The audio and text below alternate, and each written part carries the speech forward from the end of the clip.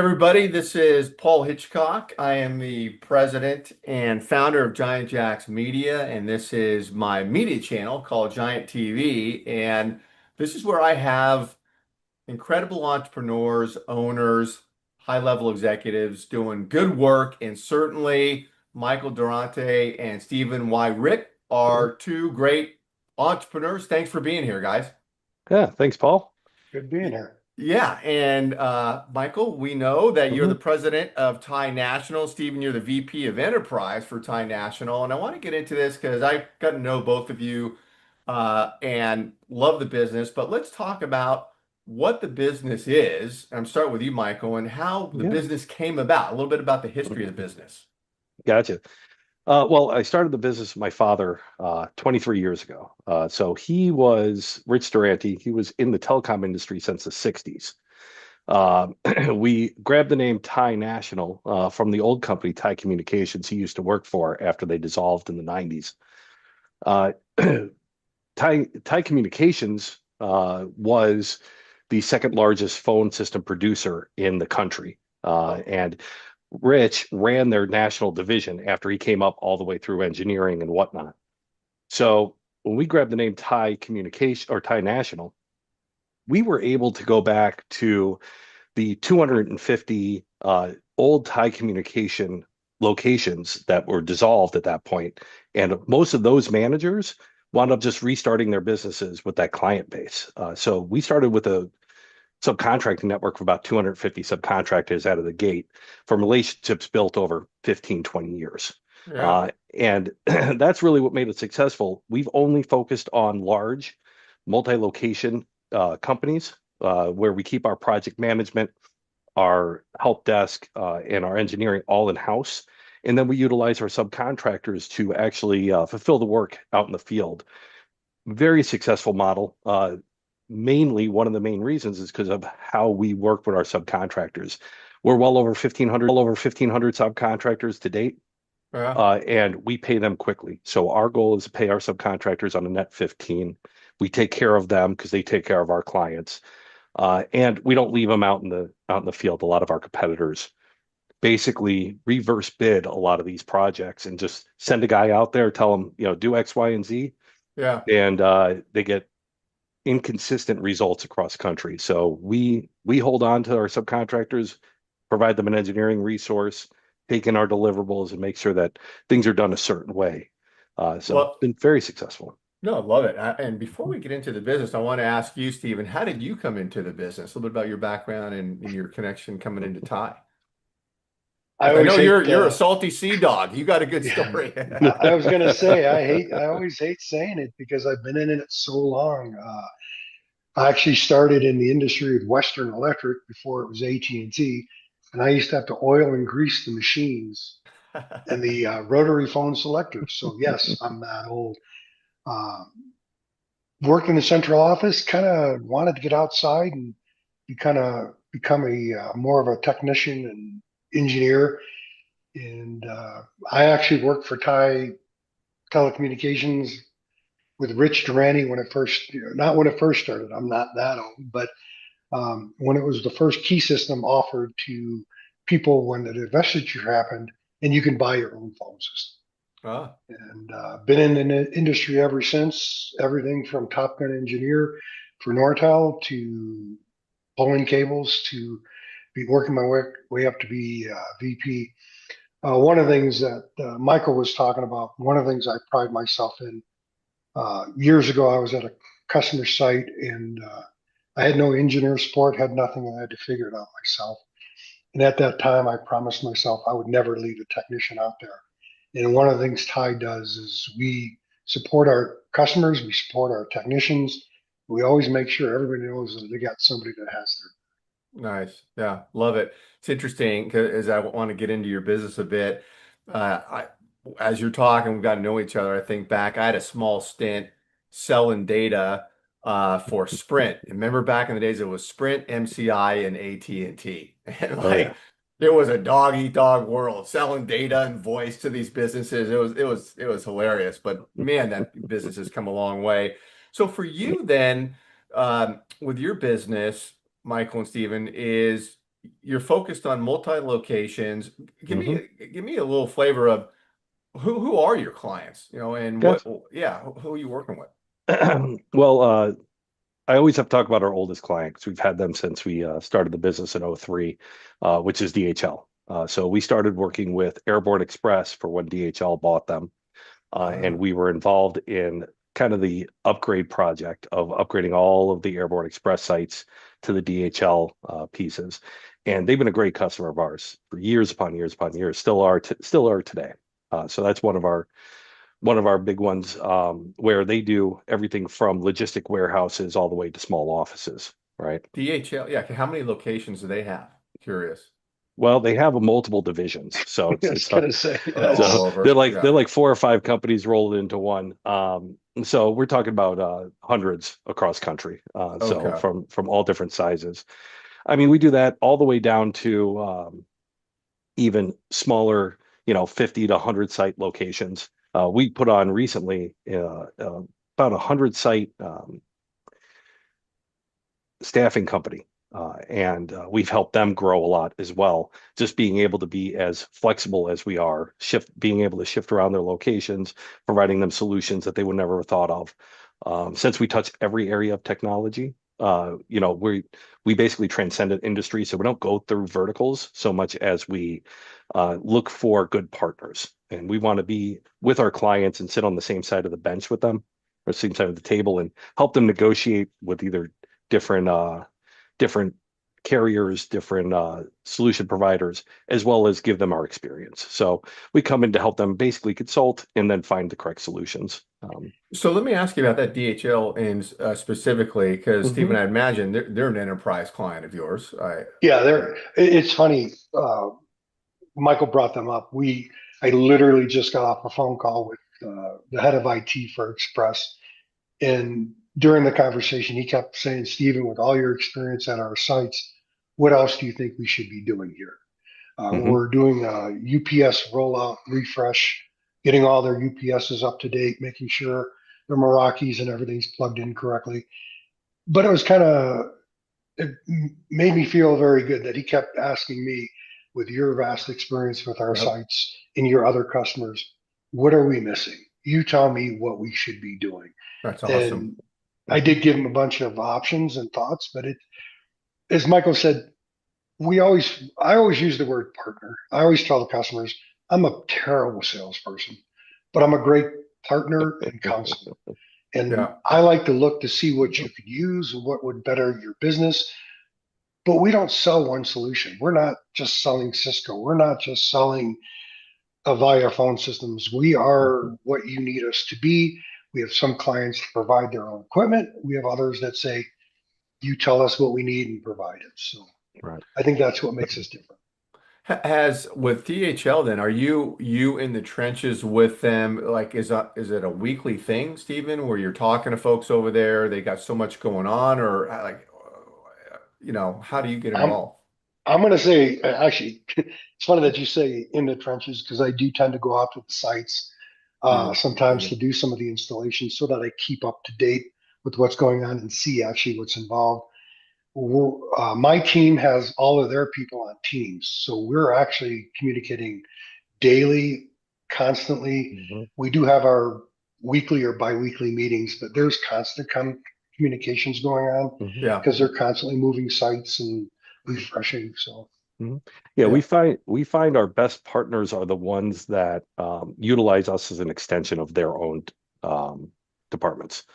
So, and the reason why is when we're involved in the day to day, we're also able to help them find better solutions, such as the different backup internet solutions that we're bringing to not just DHL but other ones of our vendor or customers for whether it be Pulsar or whether which is a kind of a Starlink solution or it be a 5G wireless backup for we have one of those that uses a vSIM, so it doesn't matter what carriers are out there, it's always going to be able to connect. So understanding where they are with their business or what they're doing day to day really allows us to offer the best value for Hmm. everyone that we work with. Well, I gotta imagine. I'm so curious about this. the technology is changing so rapidly. I mean, for me as an outsider, you're the experts. It seems so overwhelming to me. You mentioned Starlink. Isn't that, Elon Musk's scenario? So Mhm, there's that, and I hear a whole bunch of stuff going on with Starlink. Oh, mhm, you can go buy one of these things at your local Best Buy now and mhm, do this, and it can replace, you know, your cellular stuff. I don't understand half of it. But, and then I know at some of the businesses I'm involved with, the IT people over the years have upgraded. They brought in a beehive system for mhm. calling and stuff. So how do you keep your thumb on the pulse of everything that's changing so rapidly? And is AI a factor in changing your landscape too? Well, AI is a good tool when having to do in-depth research, right? So when we're Okay. looking for not necessarily new solutions, because there's a difference between being on the cutting edge and being on the bleeding edge. And one of the big pieces is if you go too far out and are too far of an early adopter, especially for enterprise solutions, you could find yourself in a lot of dangerous soup. There is definitely so much technology coming out and so much private equity money behind it that these Ah, solutions can sometimes disappear overnight. oh, okay. So, generally, when we're looking for a solution, I'll let Stephen talk about some of the experiences he's had too, but we are looking more with our partners that are established. And we had one. uh, Stephen went out with one partner that was building some. These are years upon years ago, building a kind of an all-in-one box for pizza shops, and and All in one box. What do you mean all in one box? It Stephen, I'll let you it tell the story. it it's funny because being a Nortel engineer, they had a system called BCM, which was Business Communications Manager, which was all in one box. And we were approached by a company that came up with a solution for pizzas that was an all in one box. And it worked out perfect because I've experienced somewhat of it. And it was definitely on the bleeding edge. And bleeding edge is bad, but when you're bleeding edge in a Domino's pizza, it makes it a whole different level that nobody's ready for. Uh, so we helped them with development. We helped them with a lot of other things, but it just I remember Steven came back from a trade show with these guys and he goes, we shouldn't partner with them anymore. He's like, why? He yeah. goes, they are spending money like it's not theirs. He goes, they Ah, are, and I see how much they're putting out there, how much product. And he was right. What is it? Not even 6 months later, all their Yeah, investors they pulled they they out. folded. oh, they did. So, Yeah, yeah. Yeah, and we go ahead, Steve. yeah I, we quickly realized that it wasn't the best solution to provide our customers. We Mhm, did support them on their customers and help them with some installs with our knowledge, but I have an employee that works for me that call it spidey senses, and it's like when the spidey senses go off, we are very hesitant. We make sure uh, we don't want to do one and dones. We keep our customers, some of them since the beginning, like you said, 23 years. A lot of our customers have been with us for a long time. And the way mhm, we do that is to make sure we're giving them the right solution. And some of our customers say, I have my solution. I just need somebody to help us with that. yeah, And what we do at that point is we make sure we learn their solution so that we can support it correctly. mhm, Uh, we never push product. We just want to be your partner to make sure you're successful on all your sites. Well, yeah, mhm, that's interesting you bring up because I think all of us who have clients, whatever business you're in, there's always vendors that want to get into your client base, right? Coming to you saying, "Hey, could be great for your clients." You make a wrong decision there, you torch the relationship with your clients. So, 100%. yeah, yeah, that's a great way to put it. Yeah, Michael, you were going to say? Oh, yeah. I mean, back to your original question, Yeah. we really keep on the cutting edge with technology and up to speed on what could be offered through our partners. So it's understanding what partnerships we want to keep, which ones we feel are going to be fruitful and help our clients in the future. And honestly, I mean, there are some of them that I'll talk to the owner of the company and say, listen, this guy's got the same values we do. We know that they're not going to be blowing smoke at us. Or, these guys have been known, a pretty good example is what's called the executives over at and I'll call them out. Executives over at Windstream made a decision to raise all of our customers' bills, uh, double them basically over a 1 month period. What do they do? And What does Windstream Windstream provide? was phone service, so we Oh, had a handful of okay. customers on their phone service, and they doubled them. They doubled all of those invoices, including ours. As a matter of fact, we were using Windstream at the time for our phone system. And they said, okay, well, we'll let everyone out of their contracts. And I'm like, let's make a note of those executives. We will not do business with them again. I don't care where Yeah. they go, what they do. The people that we worked with over there were great. They went to other companies, smaller companies, but it's one of those understanding where your partnership lies and who you're actually working with, and if they share those same values about how to treat the customers. So we do a lot of that. You know. What, Quick, well, I want to question on that. If a business needs a Mhm. phone system, Mhm. obviously every business does. How many different types of phone systems are out there? Is there like 100 to choose from? Is there, I mean, like a like 1,000. there is a quick, thousand. quick, quick story on that. I was working with a large healthcare customer, multi-sites, several hundreds and hundreds of phones. And we had been working a long time designing, and they came across, they wanted to be Toshiba. Let's go Toshiba. Okay. Toshiba. But Stephen, Toshiba equipment or the Toshiba whole? phone system. It was a Toshiba phone system Mhm. at the time. Uh, We were one luckily of their for top dealers too at the We time. were their top dealers. We were their number one dealers. Luckily Hmm. for me, I was also researching NEC and also kind of sub-designing it for NEC. Hmm. So we flew into Washington, uh, uh, Vancouver, Washington, for this big meeting with all the Toshiba guys, this corporate customer. It was a signed deal. We're going to start implementation, start rolling out. Everything was going to go great. While I'm in the parking lot, I noticed nobody else was showing up from Toshiba, not one person. So I started calling people, panicking, and I get this phone call from our uh, channel partner saying, "Stephen, they told us to stay at the airport. Don't leave the airport." Like, what do you mean? We're about to walk in this meeting. This is insane. And then finally he called me back. He goes, "Stephen, Toshiba's closing their doors. We've all been let go. They're no Oh, longer manufacturer or installing phone systems." Hmm. So I had damn. to walk into this meeting with all these corporate mucky mucks, put this proposal and say, good news, bad news. And Rodney, who I've worked for many times, he says, "Okay, give me the bad news." He says, "Toshiba is no longer in business." I put the quote on the table and said, "This is no longer valid. I will not sell this phone system." Even though they said they support it for 2 to 3 years, this is not a valuable solution. He says, "Well, what the heck's the good news?" I pulled out the other proposal and said that I've also designed it as an NEC system. We can implement the same solution using NEC.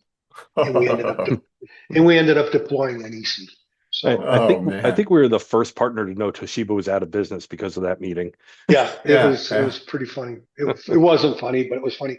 And again, that also shows you a tie. I walked into the meeting. I mean, right. I didn't panic. I didn't, hey, I'm still here for you. I know this is going to work out the way you want. And Shiba kept wanting to have the business, saying we'll support him for X amount of years, but you're going out of business. I'm not Yeah. going. I'm not. I can't do that. So No, no, that's a great story. So when so yeah, you've got to have your thumb on the pulse of the systems. And what's hot right now? Like what is on the front lines right now in your business? Right now is it matters what size customer you're talking about, right? Okay. So um, when you talk about customers that have a smaller footprint, a lot of locations, but small footprint out in the field, managed services is a big key. Being able to put something in, have it taken care of, make sure the security's up to date, make sure things are in place. Um, in in those scenarios, we really shine because we're able to put the boots on the ground, but we're also able to bring a handful of different partners that can find the right security solution.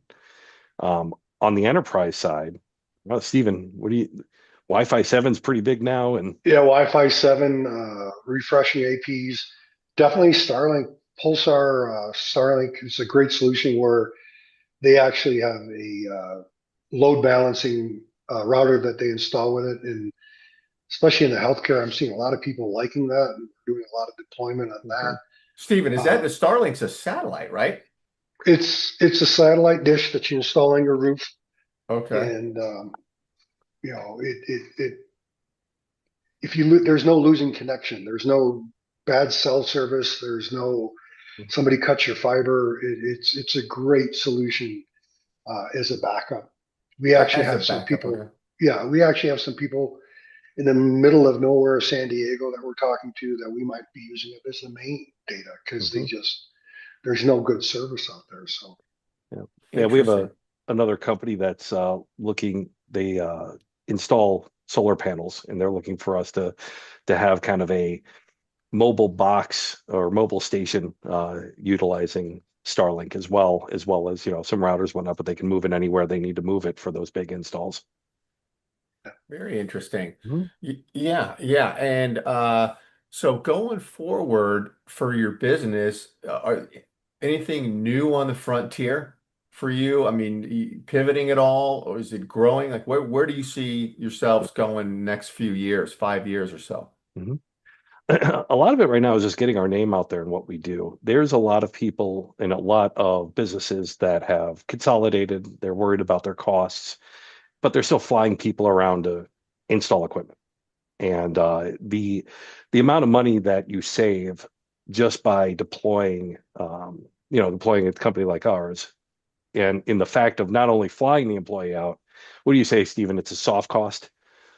yes, yes, So, where the employee isn't doing anything for those 2 or 3 days, they Right. have the hotel Yeah. room, they have all of that. At the end of the day, have them support their field, have us actually deploy it, and maybe it's an hour worth of their time to make sure everything's connected properly. Yeah. uh, Yeah. it's funny because a lot of people feel that they want to keep it close to the vest. The only one that can do it is my team, and it's always interesting when we get the opportunity to at least try. We had one just recently with healthcare. Somebody else was installing their APs and they knocked down their whole network for almost a month. And I happened to reach out to him just as a whim because I hadn't heard from him in a while. And he's like, "Funny, you should reach out to me. We've got a site down and nobody can get it up." And by using our engineers and our technician, and again, I went out there because I kind of knew the site. We had their network up within a couple of days, Mhm. and Nice. I Nice. actually had one of the site contacts come up to me and give me a big hug because they have not had network in a month. You Yeesh. know, Yeah, yeah, so their nurses were having a hard time getting to the medication the patients needed on their yeah, tablets. Yeah. they had to go to the lobby because that was the only AP. Yeah, Mhm. very real problems. One of the questions I had too is around capacity. Do you get involved in that? Meaning, there's just this insanely more sophisticated, stuff going on with the use of computers and technology. Mhm. Obviously, AI, everyone's talking Mhm. about it, but even video stuff Mhm. and I see it in my own little mini technology here. I keep having to get more robust systems to run my stuff because, Mhm. the video's getting more sophisticated. Does that come into play in your consults with customers? A lot of our clients and a lot of things we see out in the field are cloud-based solutions. Okay. So what we do is we're worrying more about pipe and processing power for the computers just to run browsers, more so than it used to be in the past of like they have to run these thick clients and but when it comes to, it's funny you bring up the AI piece. So I'm doing an investigation now for one of our franchise partners, and their basic thing was, are we secure with AI? What kind of AI people are coming into Big our deal. meetings? Yeah. AI bots are listening. What are they using the data for? What are they doing all this? So we have a whole report we're putting together that basically comes out and says, here's what we could do on your platform and your 365 model to block certain ones. Here's certain settings we could do to make sure certain AIs aren't calling in your model. Here's what we could do to decrease the usage automatically, as well as here are some things you can put into your handbook to say what's allowed. And then here are the AI models that don't keep your data. What level do you have to purchase with them? Where do you have to be? If you want to have an AI note taker, which everyone does, it's very easy nowadays to have it there. It's super convenient. Um, which ones do you not have to worry about your data getting out because their terms and conditions are locked down? So, a lot of those things people don't think about until there's a problem. But, Yeah. you don't want, especially you're having talks with executives, you don't want, your plans for what you're planning strategically to be in somebody's database somewhere, you know. Yeah. Yeah. Interesting. A fascinating topic for me. I mean, I think we could go on forever talking about this. It's so deep. No, I love it. I want to say thanks both of you for being here. Interesting. I know we're going to continue this discussion offline as Mhm. as we keep partnering on stuff. But yeah, fantastic. Thank you both.